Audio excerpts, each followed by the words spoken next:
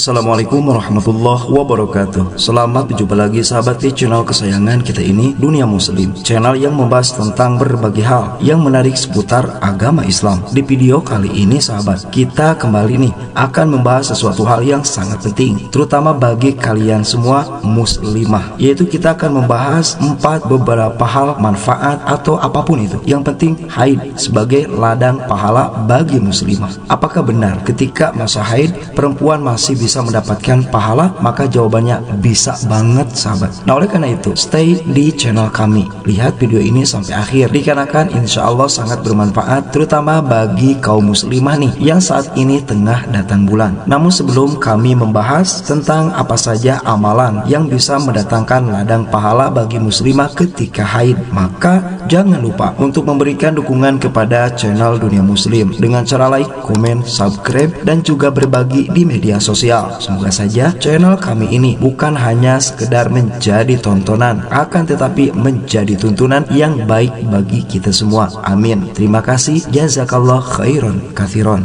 Setiap perempuan yang telah memasuki masa subur pasti akan mengalami haid sahabat. Apa itu haid? Mungkin ini menjadi pertanyaan bagi kaum lelaki ataupun mungkin bagi kalian yang memang belum pernah haid. Haid atau menstruasi adalah siklus alami bulanan yang ditandai dengan keluarnya darah dari organ intim perempuan. Hal ini adalah bagian dari proses normal organ reproduksi wanita. Dalam Islam sahabat, perempuan yang sedang haid maka ada beberapa hal yang memang tidak diperbolehkan dan juga ada yang diperbolehkan. Apabila kalian kaum perempuan nih baru ABG belum pernah haid, maka tunggu saja waktunya, dikarenakan ada zamanul haid atau waktu datangnya haid. Di dalam ilmu kedokteran sahabat, haid menjadi salah satu hal yang sebetulnya harus menggembirakan bagi perempuan, dikarenakan ketika seorang perempuan haid maka kalian adalah perempuan yang insya Allah bisa mempunyai keturunan, dikarenakan haid menjadi tanda apakah kalian sedang subur atau tidak, yang artinya ketika kalian rutin tiap bulan haid artinya kalian tidak hamil. Namun jika telat bulan nih,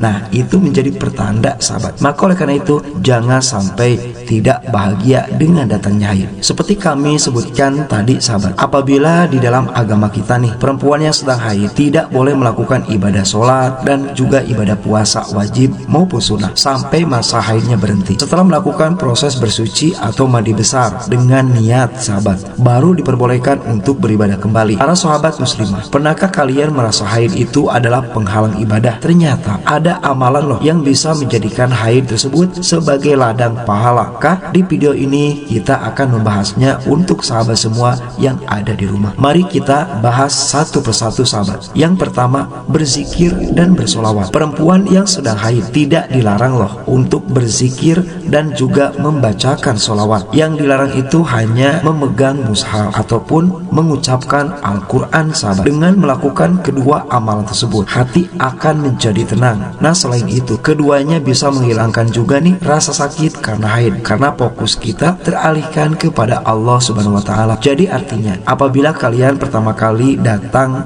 bulan lalu merasakan sakit haid yang lumayan parah, maka recommended selain kalian ikhtiar dengan meminum seperti obat nyeri haid, kalian pun direkomendasikan untuk berzikir dan sering-sering membacakan sholawat kepada Nabi Muhammad Sallallahu Alaihi Wasallam, dikarenakan kita ketahui apabila Al-Quran adalah syifa dan juga ada beberapa doa Nabi yang menjadi obat. Jadi dengan berzikir dan bersolawat, insya Allah kalian pun akan hilang rasa sakit haidnya. Selanjutnya nomor 2, murojaah Al-Quran. Nah ketika sedang haid sahabat, maka seorang perempuan memang tidak boleh memegang mushaf Al-Quran, akan tetapi boleh jika ingin memurojaah atau mengingat kembali hafalan Al-Quran. Selain mendapat pahala murojaah Al-Quran, juga bisa mengisi waktu luang kalian. Walaupun dalam masalah ini sahabat, masalah talafud atau pengucapan ayat Al-Quran ada yang memperbolehkan, ada juga yang melarang. Namun kita ambil jalan tengah aja. Apabila kalian seorang perempuan muslimah nih datang bulan namun kalian ingin menghafal Al-Quran, maka silakan hafalkan di dalam hati kalian, tidak diucapkan sahabat. Karena ada yang juga melarang,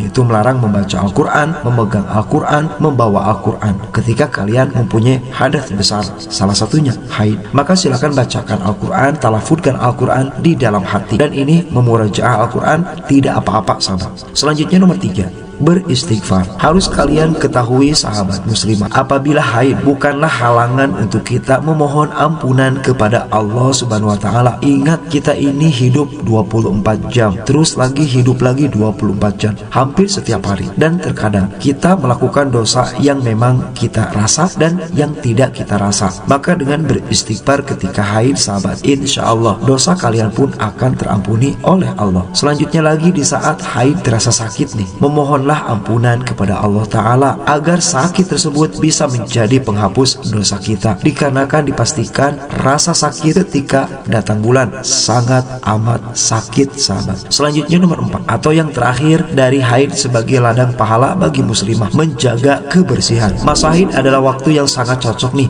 untuk pertumbuhan bakteri sahabat, khususnya di daerah intim kewanitaan. Oleh karena itu kita dianjurkan untuk selalu menjaga kebersihan diri sebagaimana tercantum dalam hadis Imam Muslim yang artinya bersuci adalah sebagian dari iman. Hadis ini memperkuat anjuran untuk selalu menjaga kebersihan terutama saat masa menstruasi. Itulah dia sejumlah cara menjadikan haid sebagai ladang pahala untuk kaum perempuan. Kita bisa menyimpulkan nih bahwa haid bukan menjadi penghalang untuk beribadah kita kepada Allah Ta'ala, melainkan menjadi kesempatan untuk meningkatkan ibadah kepada Allah Subhanahu wa taala. Jangan lupa untuk melakukan 4 amalan yang kami sebutkan di video kali ini. Semoga kalian menjadi perempuan yang solihah dan mendapatkan jodoh yang solih. Terima kasih. Wassalamualaikum warahmatullahi wabarakatuh.